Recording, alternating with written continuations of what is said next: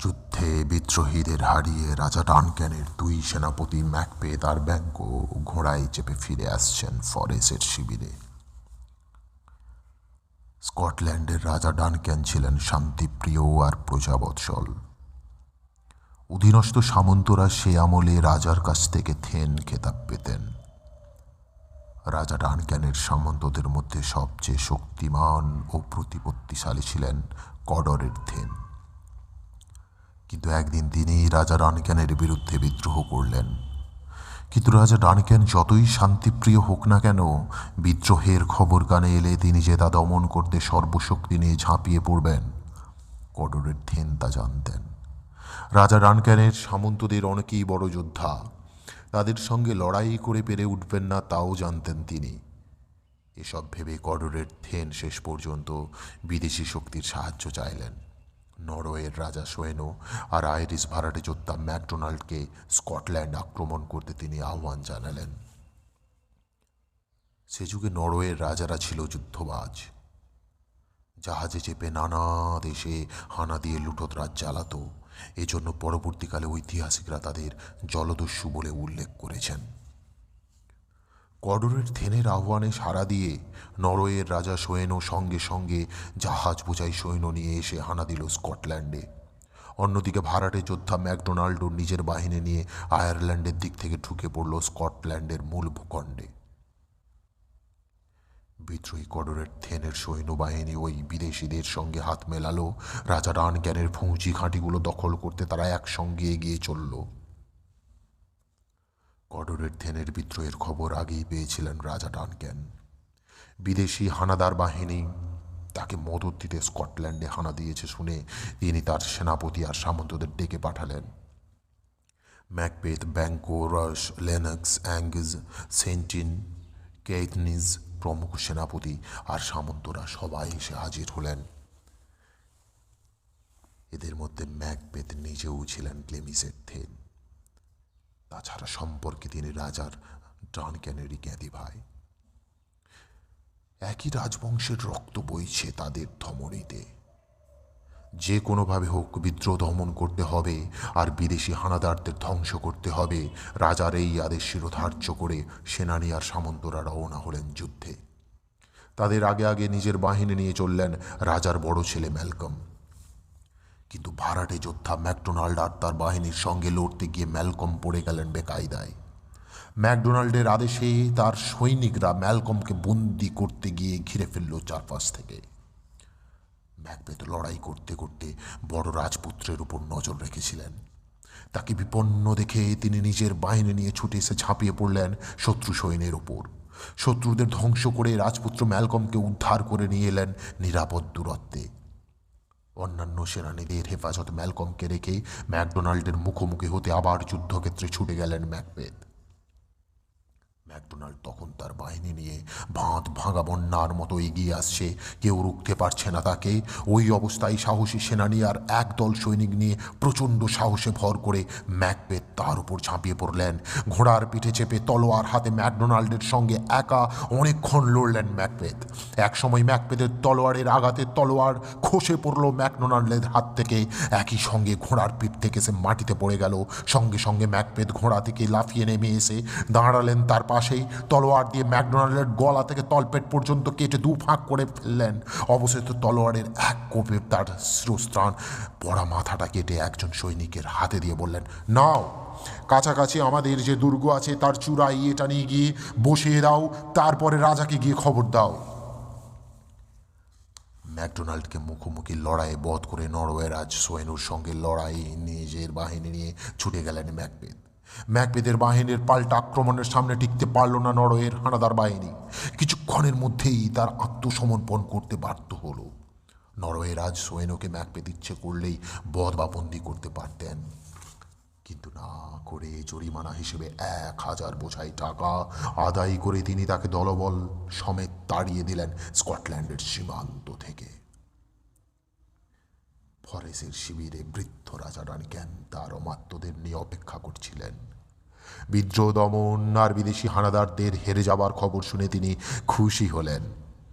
শিবিরে বসেই বিদ্রোহী কডরের থেনকে প্রাণদণ্ডে দণ্ডিত করলেন রাজা ডানক্যান। সবার সামনে সেনাপতি ম্যাকবেথকে কঠোরের থেন হিসেবে ঘোষণা করলেন তিনি। যুদ্ধক্ষেত্র থেকে ফরেসের শিবিরের দিকে ঘোড়ার পিঠে চেপে রওনা হলেন ম্যাকবেথ আর ব্যাঙ্কো। ঘন কালো মেঘে গোটা আকাশ যে ছেয়ে গেছে, এতক্ষণ তা দুজনের কারোর চোখে পড়েনি। কিছু দূর যেতে না যেতেই শুরু হলো প্রচণ্ড ঝড় বৃষ্টি। বিদ্যুতের আলোয় একেবারে চারিদিক দিনের আলোর মতো উদ্ভাসিত হয়ে উঠেছে, সঙ্গে বাজ পড়ার আওয়াজে থর থর করে কেঁপে উঠছে পায়ের তলার মাটি। যুদ্ধ জয়ের আনন্দে ভরপুর ম্যাকবেথ এই প্রাকৃতিক দুর্যোগকে উপভোগ করছেন। আরও কিছু দূর এগানোর পরে এমন একটা জায়গায় তারা এলেন যার একদিক খোলামেলা, অপরদিক পাহাড় ঘেরা জলা। ঝড় বৃষ্টির মধ্যে কুয়াশার মতো ঘন ধোঁয়া ভণ্ডুলি বাকিয়ে উঠছে জলা থেকে। সেদিকে তাকাতে মানুষের মতো দেখতে তিনটি অদ্ভুত প্রাণী দূর থেকে দেখতে পেয়ে দুজনেই ঘোড়া থেকে নামলেন। মুখের গড়ন মেয়ে মানুষের মতো হলেও তাদের তিনজনেরই মুখে দাড়ি, হাড় বের করা শীর্ণ মুখ আর কোটরে ঢোকা চোখ দেখে তাদের পার্থিব জীব বলে মনে হয় না।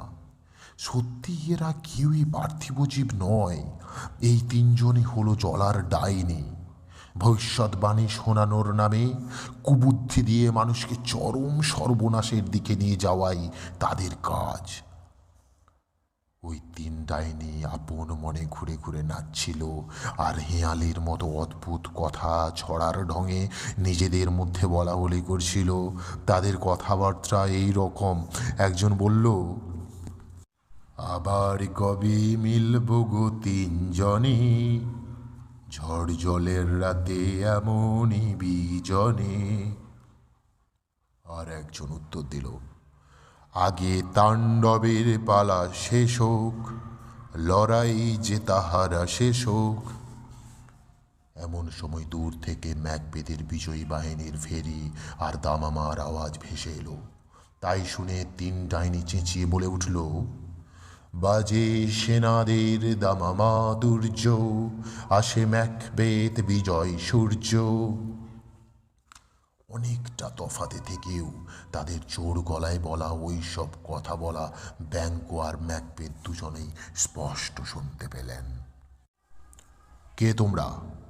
সাহসে ভর করে সেনাপতি ব্যাঙ্কো ঘোড়া ছুটিয়ে এসে দাঁড়ালেন তাদের সামনে। বললেন, দেখতে মেয়েদের মতো হলেও তোমাদের তিনজনেরই মুখে দাড়ি আছে, তাই তোমাদের পুরোপুরি মেয়ে মানুষ বলেও মেনে নিতে পারছি না। ব্যাঙ্কোর পেছন পেছন ম্যাকবেথ নিজেও এবার তাদের সামনে এসে দাঁড়ালেন। গম্ভীর গলায় বললেন, তোমাদের কথা বলার ক্ষমতা থাকলে নিজের পরিচয় দাও।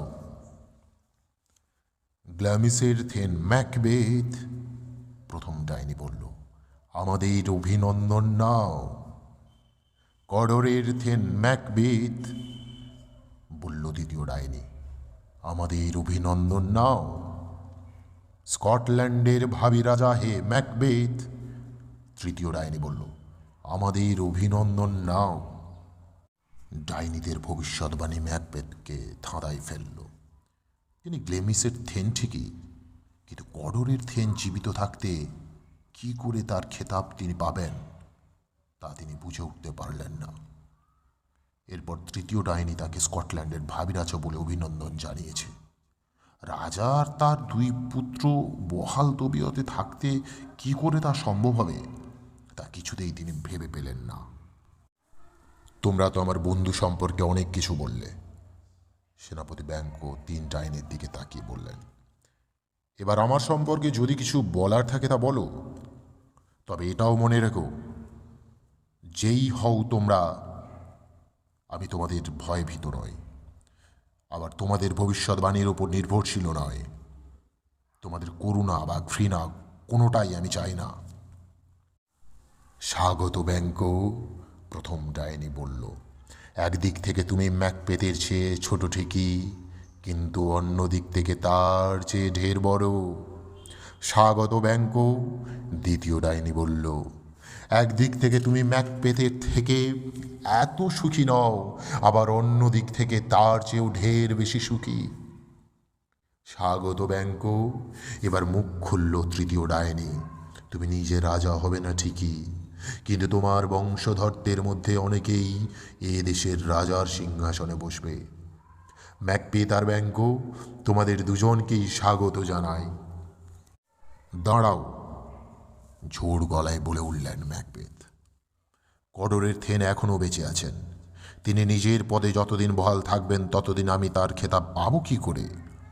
তাছাড়া তোমরা আমায় স্কটল্যান্ডের ভাবি রাজা বলে অভিনন্দন জানালে, কিন্তু তা কি করে সম্ভব হবে? কেন এভাবে আমাদের থামিয়ে এসব ভবিষ্যৎবাণী শোনালে? কিন্তু তার প্রশ্নের জবাব না দিয়ে তিনজন ডাইনি নিমেষের মধ্যে মিলিয়ে গেল বাতাসে। কি আশ্চর্য! ব্যাংকো ম্যাকবেথের দিকে তাকিয়ে অবাক হয়ে বললেন, ওরা তিনজনই আমাদের চোখের সামনে থেকে বুদবুদের মতো মিলিয়ে গেল। কোন দিকে মিলিয়ে গেল ওরা? ওরা বাতাসে মিলিয়ে গেছে ব্যাংকো, ম্যাকবেথ বললেন। আমাদের শ্বাস প্রশ্বাসের মতোই বাতাসে মিলিয়ে গেছে ওরা। তবে ওরা আর কিছুক্ষণ থাকলে ভালো হতো। আরও কিছু ভালো ভালো কথা হয়তো ওদের মুখ থেকে শুনতে পেতাম।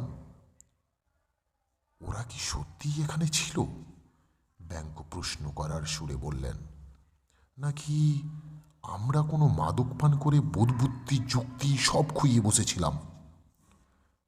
ব্যাংকো, ম্যাকবেথ বললেন, তোমার বংশধরদের মধ্যে অনেকেই ভবিষ্যতে এদেশের রাজ সিংহাসনে বসবে। তার মানে ওরা রাজা হবে। আর তুমি নিজেই তো রাজা হবে। মুখ টিপে হাসলেন ব্যাংকো। ওরা যে ভবিষ্যৎবাণী করলো তার মানে তো তাই দাঁড়ায়। ওরা তো একই সঙ্গে আমায় কডরের থেনও বলল, ম্যাকবেথ বললেন। কিন্তু তা কি করে সম্ভব বুঝতে পারছি না। ম্যাকবেথের কথা শেষ হবার প্রায় সঙ্গে সঙ্গে রাজা ডানক্যানের দুই অমাত্য ঘোড়ায় চেপে এসে হাজির হলেন।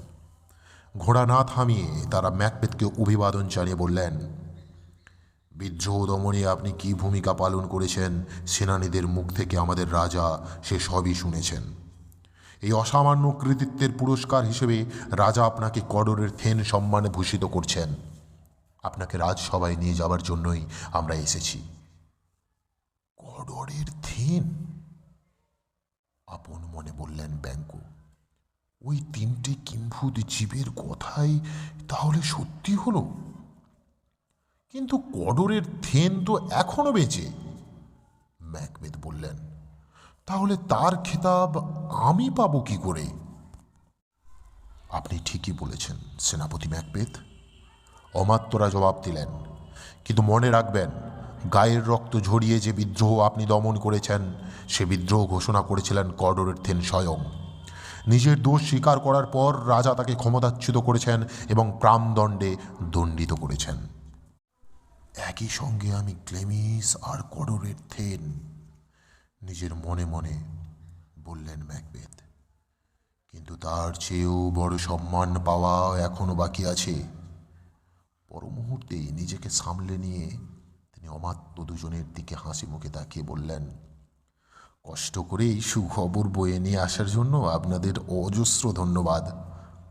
বলেই ব্যাংকোর কানের কাছে মুখ এনে চাপা গলায় ম্যাকবেথ বললেন, কেমন ব্যাংকো, তোমার বংশধররা ভবিষ্যতে দেশের রাজা হবে এই ভবিষ্যৎবাণীতে এখন তোমার বিশ্বাস হচ্ছে তো?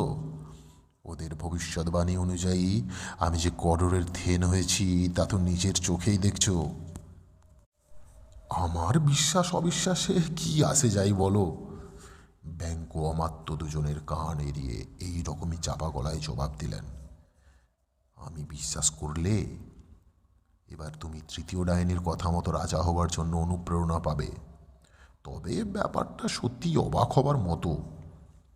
আমি যতদূর জানি এইসব কিম্ভূত চেহারার প্রাণীরা অন্ধকারের জীব। এরা সবাই শয়তানের উপাসনা করে ভবিষ্যৎবাণী করার ক্ষমতা অর্জন করে। এদের কিছু কিছু কথা আমাদের জীবনে ফুলে যায় ঠিকই, কিন্তু একই সঙ্গে ওরা আমাদের নানাভাবে ক্ষতি করে, নানা রকম অন্যায় কাজ করতে আমাদের বাধ্য করে। পরিণাম যেমন শোচনীয় তেমনই ভয়ঙ্কর হয়। এ কি, আমার বন্ধু যে গভীর চিন্তায় ডুবে গেছে দেখছি। দৈব সত্যিই আমার সহায় হলে কোনো রকম চেষ্টা না করেই আমি রাজা হতে পারবো। নিজের মনে বিড়বিড় করে কথাটা ম্যাকবেথ বললেন বটে, কিন্তু ব্যাংকো কান খাড়া করে আছেন বলে মন্তব্যটা তিনি ঠিকই শুনতে পেলেন। ম্যাকবেথ, ব্যাংকো বললেন, ওরা আমাদের নিয়ে যাওয়ার জন্য এসেছেন, চলো এবার আমরা ওদের সঙ্গে রাজসভায় যাই। আমায় মাফ করো ব্যাংকো, ম্যাকবেথ বললেন। অতীতের অনেকগুলো ঘটনা মনে পড়ে যাচ্ছিল বলে ওদের কথা ভুলেই গিয়েছিলাম। যাবো ব্যাংকো। খানিক আগে আমাদের চোখের সামনে যা ঘটেছে তা নিয়ে চিন্তা ভাবনা করার মতো অনেক সময় পড়ে পাওয়া যাবে। দেখাই যাক না আরও কি হয় না হয়, তারপরে এই বিষয়ে আমরা না হয় খোলাখুলিভাবে আলোচনা করব। আমার তাতে কোনো আপত্তি নেই, বললেন ব্যাংকো। আসুন বন্ধুরা, একপাশে দাঁড়িয়ে থাকা অমাত্য দুজনের দিকে তাকালেন ম্যাকবেথ। এবার তাহলে রাজসভার দিকে রওনা হওয়া যাক। শিবিরের মুখে ঘোড়া থেকে নেমে ম্যাকবেথ আর ব্যাংকো ভেতরে ঢুকলেন। মাথা থেকে শিরস্ত্রাণ খুলে ঘাড় হেঁট করে দুজনে একসঙ্গে রাজাকে অভিবাদন জানালেন। সিংহাসন থেকে নেমে সভার মাঝখানে এসে দাঁড়ালেন রাজা ডানক্যান। আনন্দের আতিশয্যে ম্যাকবেথ আর ব্যাংকো দুজনকেই বুকে জড়িয়ে ধরলেন। হে আমার সুযোগ্য জ্ঞাতি ভাই ম্যাকবেথ, গদগদ গলায় বললেন রাজা ডানক্যান, তুমি আজ দেশের জন্য যা করেছ তার উপযুক্ত প্রতিদান আমি দিতে পারিনি। যেটুকু দিয়েছি তুমি তার চেয়ে আরও অনেক বেশি কিছু পাবার যোগ্য। প্রতিদানের আশায় আমি কিছু করিনি মহারাজ, ম্যাকবেথ বললেন। রাজার সেবা করে যে গৌরবের অধিকারী হওয়া যায় সে গৌরব আমি অর্জন করেছি। আপনি, আমার দেশ আর তার রাজ সিংহাসন, এসবের প্রতি আমার কিছু কর্তব্য আছে। আমি শুধু সেই কর্তব্যটুকু পালন করেছি। আজ এই আনন্দের দিনে আমি আমার বড় ছেলে ম্যালকমকে কাম্বারল্যান্ডের যুবরাজ উপাধিতে ভূষিত করলাম। বলেই মহারাজ তাকালেন ম্যাকবেথের দিকে, তাকে বললেন, ওখান থেকে আমি ইনভারনেসেই তোমার প্রাসাদে যাব। আজকের রাতটুকু সেখানে তোমার অতিথি হয়ে কাটাবো। আমার প্রাসাদে আপনি অতিথি হলে আমি সত্যিই ধন্য হব মহারাজ, বিনীতভাবে বললেন ম্যাকবেথ। কিন্তু রাজসেবার জন্য আমার তো কিছু প্রস্তুতি দরকার, তাই আমি আগে সেখানে গিয়ে আপনার আগমন বার্তা আমার স্ত্রীকে জানাবো। অতএব আপনার অনুমতি নিয়ে আমি এখনই ইনভারনেসে রওনা হচ্ছি। তাই এসো ভাই ম্যাকবেথ, রাজা বললেন। তোমায় অজস্র ধন্যবাদ। রাজার কাছ থেকে বিদায় নিয়ে ম্যাকবেথ শিবিরের বাইরে এলেন। পরিস্থিতিটা খুঁটিয়ে দেখতে গিয়ে চাপার আগে লাল হয়ে উঠল তার মুখ। রাজা ডানক্যান খানিক আগে তার সামনে নিচে মুখে বড় রাজকুমার ম্যালকমকে কাম্বারল্যান্ডের যুবরাজ বলে ঘোষণা করেছেন। ম্যালকমকে যুবরাজ ঘোষণা করার অর্থ ডানক্যানের অবর্তমানে তিনিই বসবেন রাজ সিংহাসনে। আর ম্যালকম রাজ সিংহাসনে বসলে তার নিজের রাজা হবার সব সম্ভাবনা ধুলোয় মিলিয়ে যাবে। উত্তেজিত ম্যাকবেথ তখনই রাজা ডানক্যানকে খুন করার সিদ্ধান্ত নিলেন। কারো মনে বিন্দুমাত্র সন্দেহের উদ্রেক না করে কাজটা কিভাবে হাসিল করা যায় মনে মনে সেই বুদ্ধি আঁটতে লাগলেন। ভাবতে গিয়ে তার মনে পড়ল রাজা ডানক্যান তার ইনভারনেস দুর্গে অতিথি হিসেবে রাতটুকু কাটাতে চেয়েছেন। ম্যাকবেথ ভেবে দেখলেন রাজাকে দুনিয়া থেকে চিরদিনের জন্য সরিয়ে দেবার এমন সুযোগ আর তিনি পাবেন না। পরিকল্পনাকে বাস্তবে রূপ দিতে এবার ম্যাকবেথ তার স্ত্রী লেডি ম্যাকবেথকে নিজের হাতে চিঠি লিখলেন। রাজা ডানক্যান তার দুর্গে রাত কাটাবেন, তাই তার সেবার ব্যবস্থা করায় নির্দেশ তিনি দিলেন। সেই সঙ্গে 3 ডাইনির ভবিষ্যৎবাণীর কথাও তিনি চিঠিতে উল্লেখ করলেন। এবার নাম স্বাক্ষর করে ম্যাকবেথ এক দূতের হাতে চিঠিটা দিয়ে ইনভারনেস দুর্গে গিয়ে তার স্ত্রী লেডি ম্যাকবেথের হাতে সেটা দিতে বললেন। দূত চিঠি নিয়ে দ্রুতগামী ঘোড়া ছুটিয়ে তখনই রওনা হলো ইনভারনেস দুর্গের দিকে। ম্যাকবেথ দুর্গে পৌঁছানোর অনেক আগেই তার লেখা চিঠি দূতের মাধ্যমে এসে পৌঁছলো লেডি ম্যাকবেথের হাতে। চিঠিটা খুঁটিয়ে পড়লেন লেডি ম্যাকবেথ। ভেবে দেখলেন ম্যাকবেথ রাজা হলে তিনি হবেন স্কটল্যান্ডের রানী। স্বামীর মতো লেডি ম্যাকবেথ নিজে উচ্ছ্বাসার আগুনে টকবক করে ফুটছেন, কিন্তু সেই সঙ্গে লেডি ম্যাকবেথ এও জানেন যে তার স্বামী বড় বেশি সৎ। অসৎ পথে, অন্যায় পথে নিজের কোনো উচ্চাভিলাষ পূরণ করতে চান না তিনি। স্বামীর চিঠিখানা মন দিয়ে খুঁটিয়ে পড়লেন লেডি ম্যাকবেথ। স্বামীর উদ্দেশ্যে নিজের মনে বললেন, হে গ্লেমিশ ও কডরের মহান থেন, জেনে রেখো যে রাজ সিংহাসনে তুমি বসতে চাইছো সৎভাবে, তা কোনো মতেই সম্ভব হবে না। অন্যায়ের পথেই তোমাকে সে আসনে বসতে হবে। তোমায় সামনে পেলে আমি সব ধারালো সানানো বুলি শোনাবো। যখন উচ্চাভিলাষ পূরণ করতে অন্যায়ের পথে যেতে তুমি বাধ্য হবে, আমি সে কাজে তোমায় বাধ্য করে ছাড়ব। যেখানে যত অশুভ অপ্রাকৃতিক শক্তি আছে, সবাই লক্ষ্য পূরণে আমায় একাগ্র হতে সাহায্য করো। আমার মন আর চেতনা থেকে সব রকম ভয় ভীতি দূর করে তোমরা জাগিয়ে তোলো দুর্জয় সাহস। নারী সুরভ মায়া মমতা আমায় সত্তা থেকে দূর করে আমায় পাথরের মতো নিষ্ঠুর আর নির্মম করে তোলো। তোমরা যারা সবার নজর এড়িয়ে আড়াল থেকে দিন রাত মানুষের ক্ষতি করে বেড়াও, তারা আমার সহায় হও। প্রার্থনার ঢঙে তিনি এইভাবে নিজেকে ভেতরে ভেতরে উত্তেজিত করে তুলেছিলেন। এমন সময় তার স্বামী ম্যাকবেথ ভেতরে এলেন। গ্লেমিস আর কডরের থেন, ঘাড় অল্প ঝুঁকিয়ে স্বামীকে অভিবাদন জানিয়ে লেডি ম্যাকবেথ গলা নামিয়ে প্রায় ফিস ফিস করে বললেন, তোমার লেখা চিঠিখানি আগে পেয়েছি। চিঠি পড়ে বুঝেছি তোমার ভবিষ্যৎ সত্যিই উজ্জ্বল। প্রিয়তমা, দু হাতে বুকে জড়িয়ে ধরে স্ত্রীকে গভীরভাবে চুমু খেলেন ম্যাকবেথ। তার কানের কাছে ঠোঁট নিয়ে এসে বললেন, রাজা ডানক্যান তার অমাত্যদের নিয়ে খানিক বাদেই এসে পড়বেন। আজ রাতটুকু তিনি এই ইনভার্নিস দুর্গেই আমার অতিথি হয়ে কাটাবেন। তা বেশ, লেডি ম্যাকবেথ বললেন, এখান থেকে তিনি কখন যাবেন? তার কথা শুনে যা মনে হলো, ম্যাকবেথ বললেন, তিনি আগামীকাল সকালেই এখান থেকে চলে যাবেন। রাজা রাজকেই রাত যেন শেষ না হয়, বললেন লেডি ম্যাকবেথ। তার মানে? অবাক হলেন ম্যাকবেথ। কি বলতে চাইছো তুমি? বলতে চাইছি, আজকের রাতে যেন তার জীবনের শেষ রাত হয়, ফিস ফিস করে জবাব দিলেন লেডি ম্যাকবেথ। আর তুমি নিজেও তো মনে মনে এই একই কামনা করে চলেছ, তা তোমার চোখের চাউনিতেই ফুটে উঠেছে। শোনো, আজই রাতে এখানে রাজাকে হত্যা করে নিজের সৌভাগ্য গড়তে কি তুমি চাও না? তুমি মিছে ভয় পাচ্ছ। তোমায় কিছু করতে হবে না, যা করার তা আমিই করব। ম্যাকবেথ কিছু না বলে চুপ করে রইলেন। স্বামীর মনে সৎ আর অসৎ এর দ্বন্দ্ব শুরু হয়েছে। আঁচ করে লেডি ম্যাকবেথ বললেন, শোনো, তোমার চোখে মুখে কিন্তু দুশ্চিন্তা দুর্ভাবনার ছায়া পড়েছে। মানসিক দ্বন্দ্বে যে তুমি ক্ষত বিক্ষত হয়ে চলেছ, একবার তোমার দিকে তাকালে যে কেউই তার টের পাবে। এবার যা বলি মন দিয়ে শোনো। কাজ শেষ না হওয়া পর্যন্ত মুখে হাসি খুশি ভাব বজায় রাখো। রাজা এলে তাকে উপযুক্ত সম্মান দেখাতে ভুলো না। অতিথি হিসেবে যাতে তার কোনো রকম অসুবিধা না হয় সেদিকে নজর রাখবে।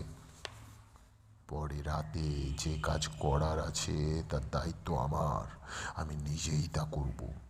মনে রাখবে, রাজা আর তার সঙ্গীদের সামনে সবসময় এমনভাবে ভালো মানুষ সেজে থাকবার চেষ্টা করবে যাতে অপর থেকে দেখে কেউ তোমার আসল উদ্দেশ্য কি তার আভাস না পায়।